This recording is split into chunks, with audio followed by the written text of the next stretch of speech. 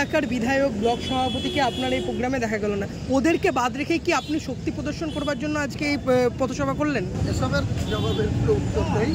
আমি বরাবরই আমার সব ওই চলা অভ্যাস।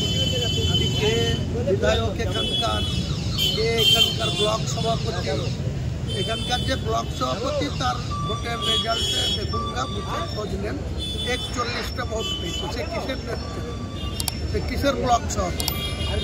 এসব আমাকে বললেন না। এসব নিয়ে আমার কোনো কথা বলার, যাদের কোনো গুরুত্বই নাই সমাজের কাছে, তাদের নিয়ে কথা বলার কোনো অভিপ্রায় আমার নেই।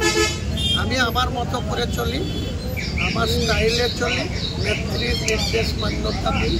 অভিষেক বন্দ্যোপাধ্যায় আমার সেনাপতি, এটাই শেষ কথা। এখানকার কে নেতা না কে কেতা না কে কার কী আছে এ নিয়ে তাদের কোনো কথা বলারই আমার প্রয়োজন।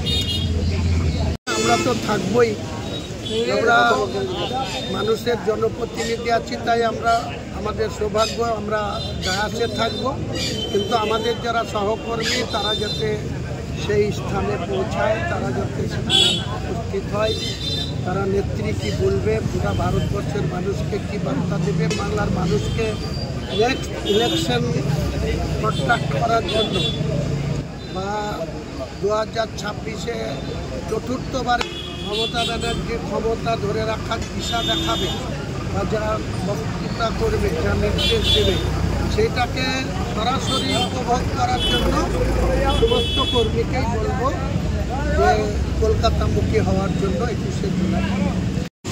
এই বার্তা তৃণমূল কংগ্রেস যারা করে, তারা দীর্ঘ 26 বছর ধরে তৃণমূল কংগ্রেসের বয়সে কেউ হয়তো শুরু থেকেই করত না, অন্যান্য দলের সঙ্গে যুক্ত। তারা এখন যারা তৃণমূল কংগ্রেস করে, সাধারণ বুথের কর্মী থেকে শুরু করে আঞ্চলিক নেতা, ব্লক নেতা, জেলার নেতা, যে যেখানেই অবস্থান করছে, তাদের একটাই উদ্দেশ্য আমাদের বলা যে মমতা বন্দ্যোপাধ্যায় 31তম শহীদ দিবস পালন করবে। কারণ 1993 সালের 21শে জুলাই কলকাতার রাজপথে 13 জন তখনকার যুব কংগ্রেসের কর্মী গুলিতে নিহত হয়েছিল।